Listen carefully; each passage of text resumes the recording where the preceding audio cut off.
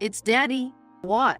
Laura and I were very surprised because it was my husband who was there. What is this all about? Seeing my face, which had realized everything, my husband was very agitated. No, it's not like that. There's no escaping this now. My name is Laura, a 34-year-old office worker. I have been married to my husband Joseph for 7 years. We were originally classmates in college. We were in the same department and had many opportunities to talk because we were in the same seminar. We naturally got closer as we spent a lot of time together as students. In our senior year of college, we started dating. We shared job hunting information and encouraged each other, which drew us closer. As job-seeking students, we couldn't spend much time like lovers at first, but it was still fun. Seeing each other work hard in job hunting was stimulating, and we managed to proceed with job hunting while taking good breaks. Fortunately, we both got jobs at the same time. Then, we enjoyed our time as lovers to the fullest, having restrained ourselves until then. Since we had almost completed our credits, we only had our theses left. So, we traveled, went on drives, and created lots of memories. After graduating, we both became working adults. Initially, we prioritized getting used to our jobs and did not force dates or meetings. I think that decision was very good. Meeting when we were stressed often led to fights over trivial things. So, we decided to meet when we both wanted to. This made our time together enjoyable and a good break from work. 3 years later, as we got used to our jobs, we started living together. It had been 3 years since we started dating, and we were considering marriage. So we decided to live together and try sharing our lives. Our cohabitation went smoothly, and we spent happy times together. Then, 2 years later, he proposed to me. We've been dating for 5 years, and I still love you, Laura. So, will you marry me? I feel the same way. Thank you for proposing. I look forward to our future together. That's how we decided to get married. It had been 5 years since we started dating and 2 years since we started living together. But getting married was a significant step. Even after being together for a long time, our newlywed life was fresh. I was always excited, and there were many moments when I realized we were married.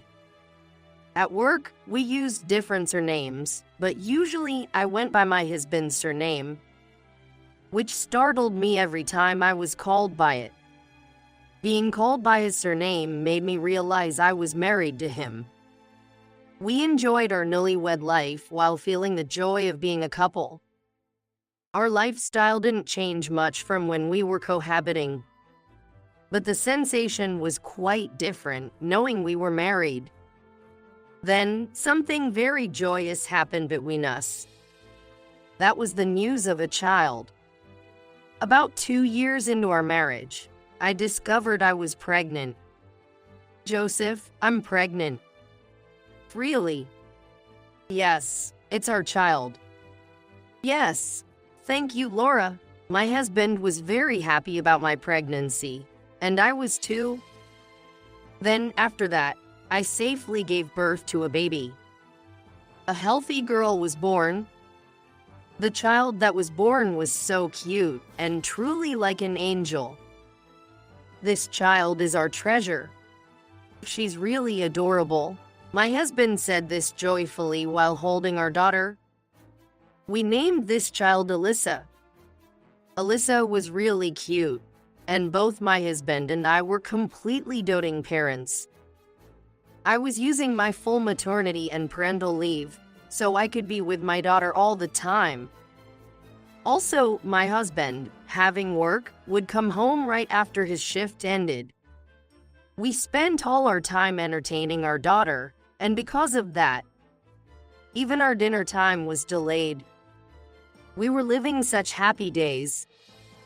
Every time our daughter started to crawl or walk, we were overjoyed and took lots of videos and photos. Alyssa grew up quickly and started to speak. Mama, Papa. Alyssa, you're so cute. You can call us now. Every time our daughter achieved something, we were thrilled. We were complete parent fools. But that feeling was happiness. I was glad that my husband was active in parenting. I thought again how glad I was to have married him. Then, Alyssa started nursery school. As my parental leave ended and I was restarting work, we had to send her to nursery. Then, my husband and I decided that whoever finished work earlier would pick her up. When our work ended around the same time, we would pick her up together and go home as a family of 3. Today at nursery, this happened. Wow, that's great. Our daughter, walking between my husband and me, happily told us about her day at nursery while holding our hands. It was fun for my husband and me to listen to our daughter's stories on the way home. We were a happy family, spending our days together. I thought we would surely continue to live a happy life like this. But a little while later, my husband's work became busy, and he started to do a lot of overtime. Because of that, I mostly became the one to pick up Alyssa. Isn't Daddy coming to pick me up recently? Yes, he's working very hard. So let's support him, okay? Yes, I'll support Daddy. My daughter was such a good child, writing a supportive letter for her father. Daddy, good luck with your work, she wrote in the letter, which she placed next to his dinner, prepared for when he came home. Recently, my husband often comes home after Alyssa has already gone to sleep. But when he returned from work and saw the letter while eating dinner, he was moved. Alyssa, what a kind, good child. I want to hug her right now. No, you can't wake her up now. Haha. Right? Really, she's such a good and cute child. Can I just go see her sleeping face? Make sure not to wake her up with the hallway light. Yeah. My husband said this and happily went to Alyssa's room to secretly watch her sleeping face. I was happy to see how much he truly cherished our daughter. That's why I think it's really unfortunate that my husband is so busy with work and we have so little family time. My husband often has to work on Saturdays too, so we hardly ever get to go out and play. Sorry, Alyssa. Daddy has to work today too?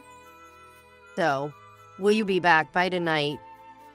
Well, I'll try to make it back for dinner.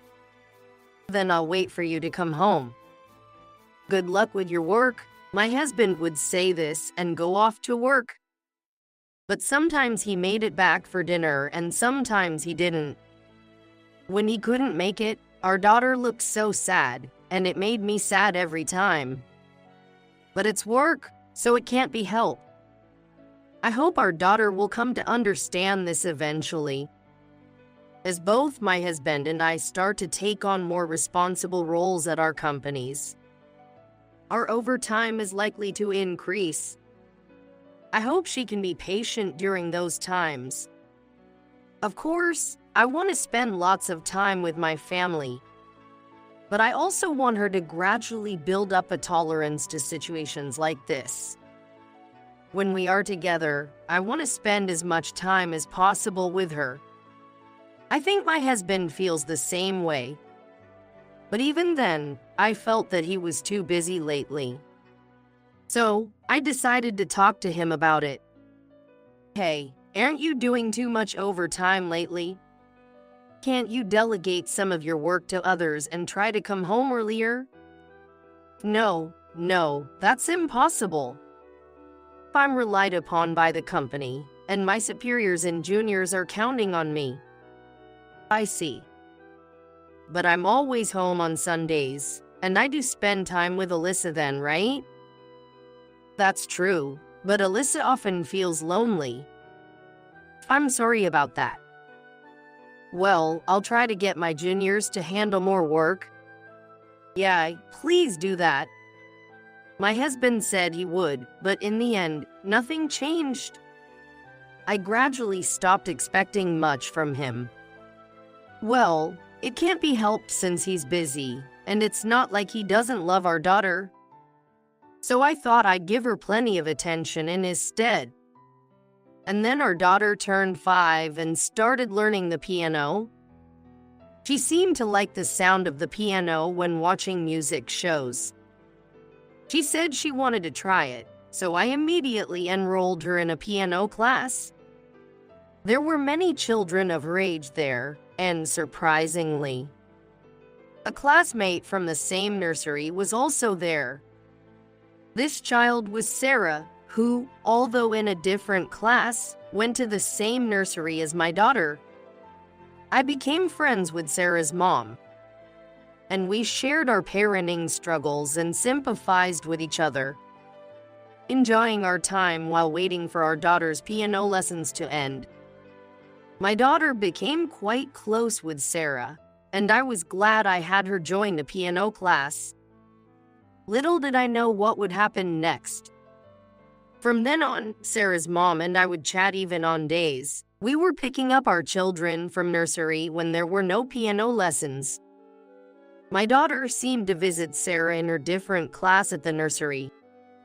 Sarah was a very nice child and kind to my daughter. I was glad she could happily go to nursery, having made a good friend. Amidst all this, one day I received a message from Sarah's mom. She had an emergency and couldn't pick up her daughter, so she asked if I could pick them both up. That day, after nursery, they had a piano lesson. So I was supposed to pick them up and then head straight to the piano class. Sarah's mom had told me that she could only come to the piano class midway, so she wanted me to take Sarah with me. There was no problem with that, so I agreed and went to pick up Sarah and my daughter, Alyssa, from the nursery. It seemed that the nursery had already been informed by Sarah's mom about the arrangement. Then, I left the nursery with both girls. It was an extremely hot day, and the kids looked very hot and tired. Since we had a bit of time before the piano lesson, I decided to stop by a convenience store to buy ice cream for the kids. We then went to a nearby park, sat on a bench, and ate ice cream together. The kids were happily eating their ice cream. Then we took a different route than usual to the piano class. That's when Sarah pointed somewhere and said, "It's Daddy." What? Alyssa and I were very surprised, because it was my husband, Joseph, who was there. "Daddy." Sarah ran towards my husband, shouting.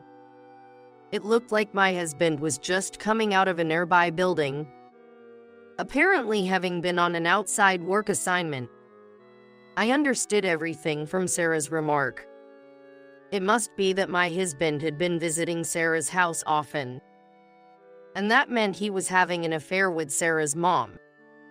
I slowly approached my husband.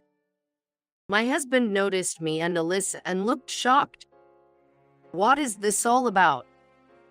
Why is Sarah calling you Daddy?" Seeing my face, which had realized everything, Joseph was very agitated.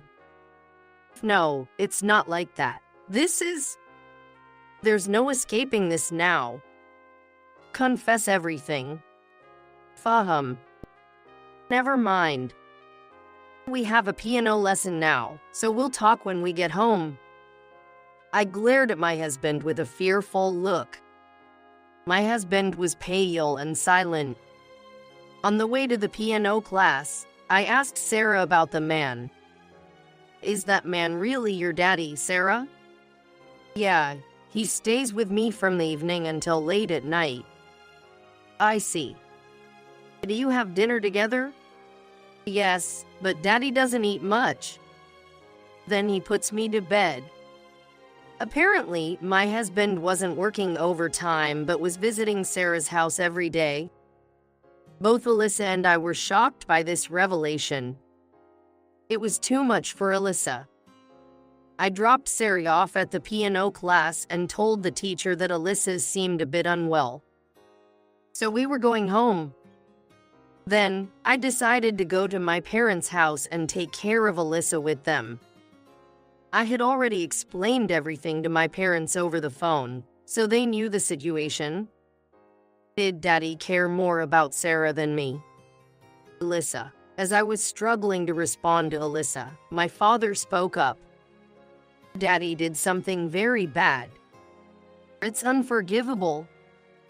So, you don't need to be valued by such a bad person. You have Mommy, and you also have Grandpa and Grandma. We think of you as the most important.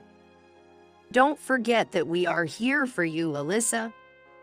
When my father kindly said that, my daughter Alyssa nodded through her tears, saying, "Yeah." Then, perhaps overwhelmed by the shock of everything, she fell asleep from exhaustion. I immediately contacted my husband and told him I wanted to talk. My husband agreed, so I decided to go to the house where my husband and I lived. I also called his parents to join us. I left Alyssa in the care of my mother and went to my husband with my father. My husband had invited Sarah's mom, but he seemed extremely agitated. Probably not expecting my father and his parents to be there. Why are Dad and my father-in-law here? Oh, is there something inconvenient about that? If what's happening isn't an affair, shouldn't you be more confident? Well, that's... Joseph, tell us the truth. Dad. My husband's face stiffened under my father-in-law's stern gaze. Do you know what happens if you lie? As my father said that, my husband turned pale and was visibly shaken. But, well, my husband stammered, and then his mother-in-law snapped. Speak up properly. My husband let out a small gasp and almost fell from his chair. Realizing he couldn't lie his way out of this situation, my husband confessed everything. It turns out, just as Sarah had said, my husband was visiting Sarah's mom and having an affair with her. The affair started when I couldn't attend a parent-teacher meeting due to work. They hit it off, exchanged contacts, and eventually entered into an affair. Sarah's mom was a single mother, apparently having had Sarah in a situation where the father was absent due to personal circumstances. She had been managing on her own but became increasingly overwhelmed. Finding comfort in talking with my husband, she eventually entered into a relationship with him. My husband, though knowing it was wrong, couldn't end the affair. He found Sarah cute, loved Alyssa, and couldn't decide what to do. Finally, when he cried and pleaded, not wanting to lose either, my love for him vanished. Do you think that kind of thinking is acceptable? I'm divorcing you, and I will take custody of Alyssa. Whether she sees you in the future is up to her. But, if I'm her father, I have a right to see her. Then you shouldn't have had an affair in the first place. After his mother-in-law yelled at him, my husband finally fell off the chair. As he sat on the floor looking hurt, I coldly told him, "You betrayed me and Alyssa. Now you'll receive the punishment you deserve." My husband, pale-faced, hung his head in defeat.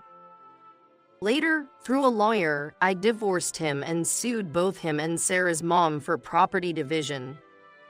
Of course, I also demanded child support from my husband. My ex-husband, unable to pay property division and child support, couldn't continue living with Sarah's mom. Given his salary, it was impossible for him to repay debts and support another child. Sarah's mom eventually left him, taking Sarah back to her parents' house. Consequently, Sarah changed nurseries, and I no longer encountered them when picking up Alyssa, which was a relief. As for my ex-husband, he was abandoned by both his mistress and me and cut off by his parents. Now, he lives a lonely life, paying off his debts. Meanwhile, Alyssa and I started living together, just the two of us. Alyssa seems to have no lingering attachment to my ex-husband and never mentions Daddy anymore. She doesn't want to meet him, so my ex-husband has lost the chance to see her again. I'm relieved to see Alyssa still enjoying nursery, as I was worried about her emotional well-being after all this. As a single mother, I'm determined to prioritize Alyssa while working hard at both my job and parenting.